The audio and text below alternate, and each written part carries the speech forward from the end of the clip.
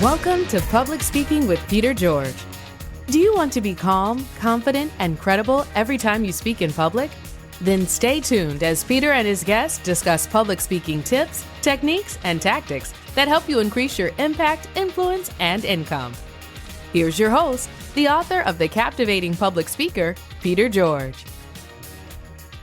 Whether you're an aspiring speaker or an established one, what currency do you have that you can convert beyond speaking? Do you have other opportunities that help you solve your clients' and your listeners' problems? And how does your brand help you do that? My guest, Mary Henderson, is here to help you answer these questions and see what other opportunities are waiting for you to unpack and implement. Mary is an internationally recognized personal branding and online business specialist. She has more than 20 years' experience building 7- and 8-figure businesses and high-performance sales teams in the IT sector. Mary helps experts systematize, digitalize, and commercialize their knowledge, wisdom, and skills into a scalable and profitable online business and brand so they can become authorities in their industries. Here's my conversation with Mary Henderson. Hi, Mary. Welcome to the show. Hey, Peter. Thanks for having me.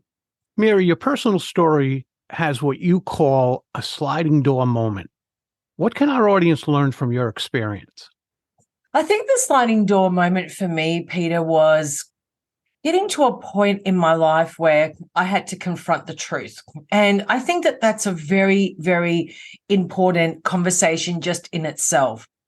It was the difference between continuing down a path that was an uphill battle versus continuing down a path that was the unknown, so to speak. What I did know is that if I continued down this path of this uphill battle, I think that my life would have ended up very differently, from the standpoint of just self-destructing. And I think that when we have that calling to step into the unknown, knowing what I know now, my advice would always be to go there, because there's a reason why there is a sliding door moment, and there is a reason why we get pulled in that direction. And for me, that certainly was the case. It was staying in an environment that was not serving my higher purpose. It was not serving my inner soul. It was really about serving what society defined Mary as. It was serving what my parents wanted Mary to be, and also defining what my parents wanted Mary to do. So I found myself in this extremely vulnerable situation, and I mean extremely vulnerable situation, where, I was in a marriage, I had 2 children, I had this business, this software company that I had built from ground up into 7 figures per year. And I was in it for 7 years, but I felt in many ways that I created a monster. And that business was not something that I wanted to do for the rest of my life. That business was Mary looking for validation from the outside world, to be told that, hey, great, you've done a great job. And especially from my parents, hey, you've done a great job, starting and growing this business, even though you didn't finish your degree, you naughty little girl, but look what you've achieved. That was the voice inside my head right up until that sliding door moment. And when I recognized that those voices, that was when my trajectory completely changed. It's tough to get up every day, and even if you're successful at something, serve it and serve it well. Well, I think that you're absolutely right, because you're not fulfilling something much greater than what you can be. You're actually stuck in this mind. I call it a mind virus, Peter, because it's the virus is self-perpetuating. It gets bigger and bigger and bigger. And you're like, well, I don't know where it came from. It's just that this voice keeps telling me to go down this path, but it's not the path that I want to go down. And so you've got this constant struggle of what everyone else wants you to be. And here you are believing that that's what you want to be, versus that you're destined for something else. You actually know that. And you can feel it. It's not just knowing, there's a feeling that's pulling you in this direction. So I feel that if we're not truthful and as you say, waking up every single day, going and doing something that doesn't align with our higher self, that's painful. Well, I'm glad you made the change. Thank you. I'm sure it's made a difference for you in your life. Absolutely. Massively. So I know you talk about knowledge, wisdom, and skill, and that being a currency. That was probably the most profound outcome of that sliding door moment. And the reason it is because, in 2011, I came to the realization that I got to get out of this business effective immediately. In fact, I actually resigned from my own company, and I fortunately was able to merge with another company. January 2012, I was free. For the first time in my adult life, I didn't work. So it was like, okay, well, what do I do now with my life? So instead of me finding something to do, I decided to get some mentorship, and I needed help. That was the bottom line. And I needed help to find myself. So I wasn't interested in going down the traditional path of getting a psychologist or a therapist or even personal development / self-help. That was not what I wanted, because I had already immersed myself in personal development and self-help. So I had already invested a lot of my time and money in that space. Here I am thinking, but I've invested so much in my personal development, and yet I'm still unhappy. So I got a mentor who was a professor in philosophy at Oxford University. I went down a completely different trajectory. The reason I went down that path is because at my core, I do believe that there is something greater than us. I do believe that 100%. And I felt that if I engaged a philosopher, that I would be able to see the world through a completely different lens. And I wanted to do that. That's exactly what I wanted, to challenge my own paradigm. And he was the most incredible human being I think I've ever met, because outside of his academic background, here was an individual who had so much breadth and depth of life experience, who had been privy to knowledge that you and I would never be privy to. I found that incredibly fascinating, because I knew that there were truths that none of us have ever been taught at school. When he took me through this process and he mentored me for 12 months, he said, what I want you to do, Mary, is I want you to write about the first 21 years of your life in first person. And I just want you to just write. I'm like, okay, how do I write what happened to me at 1 year old? He goes, it'll come. Just allow for the process and it will come. And it actually took a long time for me to also just let go and see what will come if I just allow my hand to do the writing. Now, he calls this freehand writing. It's a very powerful way to write. And essentially what it means is that the soul is actually writing, not you. And so I started to write, and it took me a long time to get through this process. But what was interesting, and this is the tech side of my brain, the linear side of my brain, looked at this beautiful book that I handwrote all this information in, and I thought, wow, there's a lot of like rinse and repeats throughout my story. I'm going to just plot that on an Excel spreadsheet. There's the tech person coming out of me. And let me see what I see. Like, I'm just going to put just the things that stick out, just stick, 1 year old, 2 year old, 3 year old, so on. And what I found, Peter, were patterns. And then I started to realize that, oh my God, like when I was really happy, I was doing things that I loved, that were natural to me. And when I was deeply annoyed or frustrated or sad or angry, I was in a state of, not being myself. And so after I unpacked this, then we went through this other process where I suddenly realized, hang on a minute, I can do things and solve problems with ease and grace, like quite literally ease and grace. What if I took that knowledge and that skill and all of that underlying wisdom and I packaged that, what could I do? What problem could I solve? What all these things that I've unpacked about myself, what about if I start incorporating those things into my true self? What would I look like? And here I am today, Peter, living proof that my vocation is made up of the things that I can do with ease and grace, the loves of my life. And to me, when you can package that level of knowledge and skill set that's been experienced, that becomes your wisdom. There's massive currency in that. I mean, I have accumulated over 40,000 hours in my area of specialization. And if I put a hourly rate of $100 against 40,000 hours, that's a massive currency that I'm sitting on. I'm literally sitting on a multi-million-dollar gold mine. So we're not trained to see that like that. We're trained to go to school, you go to university, you get a degree to get a good job. But in today's reality, that's not the truth either.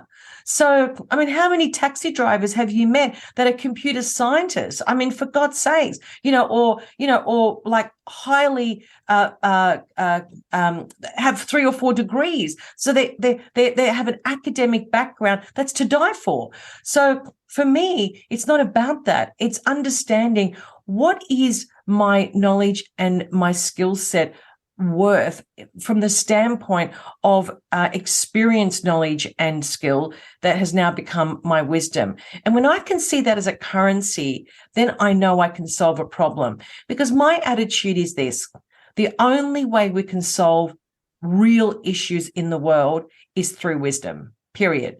We can't solve it through a textbook. We can't solve it through social media, what you read in your post. That's not going to work. We can only solve it through wisdom. And that is my absolute passion, to show people that they are sitting on a gold mine and they must do something with it. Well, when we do something with it, we become a specialist, right? Mm-hmm. Which you take your, did you say 40,000 hours? Correct. With your skill set, you've become a specialist. People seek out specialists. So where does that lead in this economy? Well, that's a very good point that you've just made, because we're going from consultant to specialist. And that's a very, very, very big difference. And a typically consultant will provide knowledge and skill, and it's a little bit more on the linear side. It's a little bit more data driven. It's a little bit more of a push strategy. A specialist is a combination of not just your knowledge and your skill set, but it's the wisdom. It's to be able to sit with somebody and for someone to say, that won't work. And here's the reason why it won't work. It's not about saying, oh, well, let's try it. I know how to do it. I've never experienced it, but let's just try it on your expense. Whereas, could you imagine someone like me saying that won't work? And here's the reason why it won't work. Okay. And then you give a logical explanation because it's experience. So we are moving from consultant to specialist. So what does that mean? It means that you command premium pricing. That's it. So you're not selling your hourly rate. You're selling premium pricing. But there's another thing that happens, which is even more special, and that is that you can actually scale at an unprecedented level, because you can package that wisdom or that knowledge, that skill and that wisdom into a systemized approach. And people employ you or engage you for that system, which is 100% based on wisdom. That's what they're paying for. They're calling you in because they know you have a system that can solve their problem from start to promise. And they're willing to invest in that because they can see that you are taking them on a journey. If you're a consultant, a lot of the consultants are just, they listen and they push, listen and they push. When you're a specialist, you're not listening and pushing. You're actually speaking from a complete space of, I've been there. I've done that many times. So I've got a system that I can plug in because I know that it's going to give you the outcome that you want. So we are moving down this space of specialization, which commands premium pricing. And just going back to that scaling idea, is that in my business, my system doesn't change. I can work with people one-on-one. I can work with people in a workshop scenario or a group scenario. And I can work with people in a half-day workshop or a mastermind. It doesn't matter. My system doesn't change. How I deliver it changes.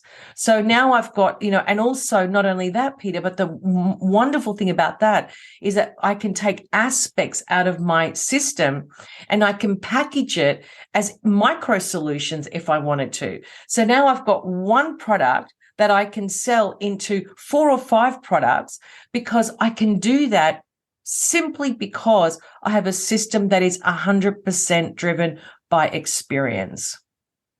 When things matter, we go to specialists. Yes. I always equate that to, if you have a heart problem, you don't go to a general practitioner. Spot on. That's exactly right. You go to the cardiologist. That's who you want to see. And it's the same thing in business. When things matter, we go to that specialist. Well, you're absolutely right. And, the thing is that that's a great analogy, so we don't want a generalist, we want a specialist, and they are vastly different. And this is why you see so many people investing in $29 courses, hoping to become a multimillionaire, but they always end up in a false start. So at what point does an adult wake up and say, this is not working? I need to figure out a way to invest in a specialist to actually take me to my destination. That's the thinking that we need to have if we want to master what it is that we're trying to pursue.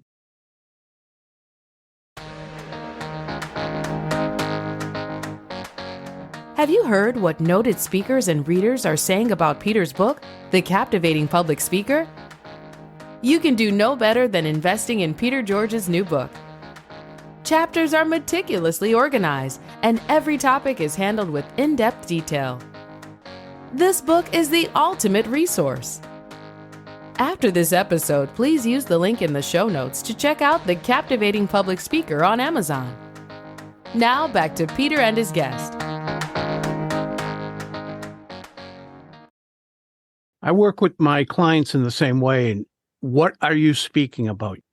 You can't be a generalist. You can't be saying, oh, I can speak to that. I can speak to this. Who's that target audience? What's the message for them? How are you transforming them? They have to know that specifically. Otherwise, their talks, they just don't resonate with people. Well, that's exactly right. And it's the same in the business that I'm in. Like people have got a lot of knowledge, accumulated knowledge, a lot of accumulated skill set. And it's really difficult to organize that information into one solution. That's a big problem for a lot of people. So what do people do? Today they're selling this and tomorrow they're selling that. And there's so much confusion because there's no consistency. And then they say, oh, it didn't work, so I gave up and I'm going to go back to my corporate job. Well, it does work when you actually can consolidate the information. I can tell you, Peter, people come to me and they think they want to go down on this path. And then when I look at all of the information that I gather, when we're designing that signature program, I'm saying you can't go down that path because you can't back it. You're not believable and trustable. You've given me all this information, but you need to speak to that solution based on your background. This is the trajectory that we need to go down. Now, the stuff that you want to do is incorporated into the solution, but it is not the selling point of the solution. It's just a part of the solution. The messaging needs to be this, not that, because that's what your prospects are. That's what they're looking for in terms of a solution. They're not looking for that. They're looking for that. And they would be prepared to pay premium pricing for that. And it all comes down to your messaging. How do you show up on social media? How do you deliver a brilliant podcast that captivates an audience if you're a little bit of everything? It's just not possible. No, it's not. It's trying to be everything to everyone, which means, as the old saying goes, you're nothing to anybody. Mary, I know things are changing rapidly, but what do you see as the greatest opportunities for speakers over the next 5, maybe 10 years? I 100% believe, Peter, that we are moving from generalist consultants, coaches to transformative leaders. Like that's the next generation of, and it falls under this idea of wisdom, but I believe that those coaches and consultants and speakers, that call themselves a speaker, coach, or consultant, the ones that can rise above that and actually look at themselves in the mirror and say, I am a transformational leader. I know how to transform people. To me, the currency and the demand will be in those people only. Everybody else will become a generalist because the marketplace is inundated with same old, same old. So the speakers that can move people and transform people, they are the ones that will become in high demand. Similarly with coaches and consultants, if you can't transform, you're going to be a part of the noise. So the next question is, well, how do you become a transformational leader? Well, exactly what I said before. You need to be able to bring to the table 100% outcome-driven solutions so that you can actually see people transform every step of the way. And when they finish listening to that speech or they finish working with you, they are genuinely transformed at a cellular level. And those, to me, those type of people will be in high demand. I think that leads a little bit into the pull strategy of marketing and branding. Yes. Can you speak a little more about that, how the pull strategy is so much more powerful than a push strategy? A pull strategy is the ability to start a dialogue, from a place of a like-minded zone. It's the ability to be able to pull people into your ecosystem because you are A, unapologetically yourself, and B, you're showing up in your authentic state in your lane. You're not diverting from anything else. I'm not talking about weight loss today, branding tomorrow. I'm staying in my lane, but I'm not telling you what to do. I'm not telling you how to do it. I'm not pulling other people down. I'm not criticizing other people or my competitors. What I'm doing is I'm more aspirational. I'm more around hey, come into my ecosystem and let me share something with you. Let me show you what I know. Let me share some tips with you. Let me share something that might make your life easier today. So what we're doing is we're providing nano solutions, like tiny, tiny, tiny drops, so that each time people see your content, they're in for a treat. They're not looking at your content and just swiping by. They're looking at your content, they're reading your content, they're hearing your content, and they know they're going to get a treat from you because of the consistency and the congruency that you constantly bring to platforms. And I can't stress this enough. So a pull strategy, so that's the first part. When you pull people into your ecosystem, we have to give them an ecstatic brand experience. We can't just pull them in and make them hang like, okay, well, where do you want them to go now? So we've got to create environments that you want to take them on a journey that provides an ecstatic brand experience. Because if you can't provide an ecstatic brand experience, then you can't leave your brand signature behind. So we've got to leave breadcrumbs behind. You want people to experience you. So when they leave, they can say, wow, this was amazing. This was mind-blowing. And I can't believe that I got it for free, or I can't believe that I paid so little, but I just got this amazing experience. I want more. So you see what I'm saying? So we've got to take people through that journey of the experience with you as a brand so that you always stay top of mind. When the client or the prospect is ready to work with you, believe you me, you will be the first person on their mind, as long as you continue touching them in a way that they want to consume your content. I know you passionately believe that you cannot build your brand. You can only define it. Mm-hmm. Can you elaborate on that? I love that question so much because I see it all the time on social media. How to build your brand in 30 days.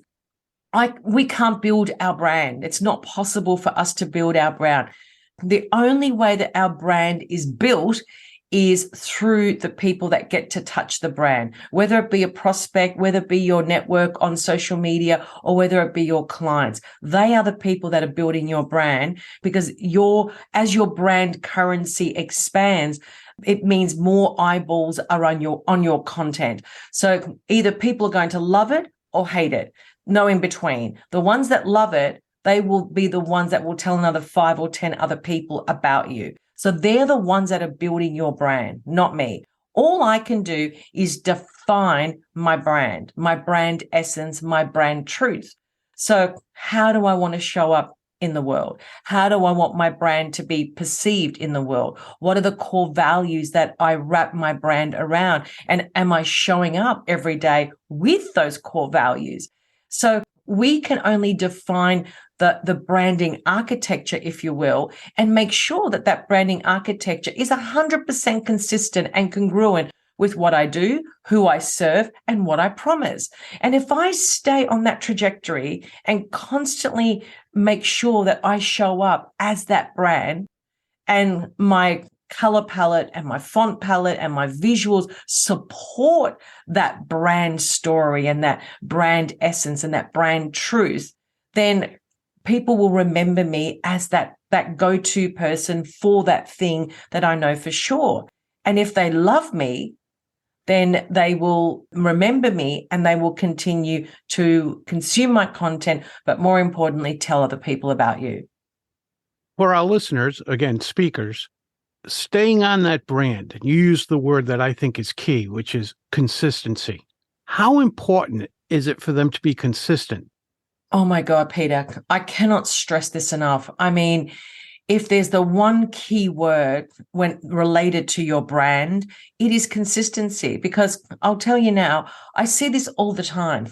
You know, you go to a social media profile, it looks completely different to the website. You go to the website and it looks completely different to if they've got a YouTube channel. You go and listen to their talks. There's all these different topics that they're talking about, and which is okay as long as there's an underlying, foundation, and there's the story is interconnected.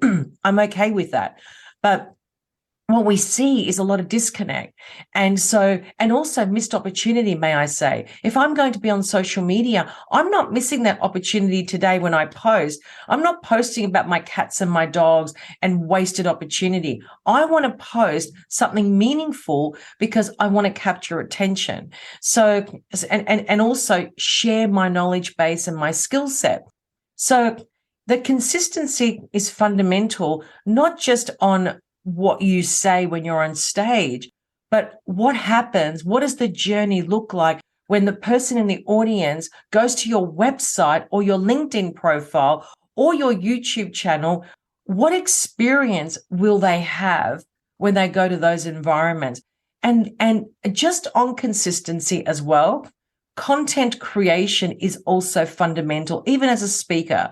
If you're delivering speaking engagements and you've got amazing talks, we should be repurposing those talks. We need to be able to show our prospects a lot of content that has an underlying same consistency factor.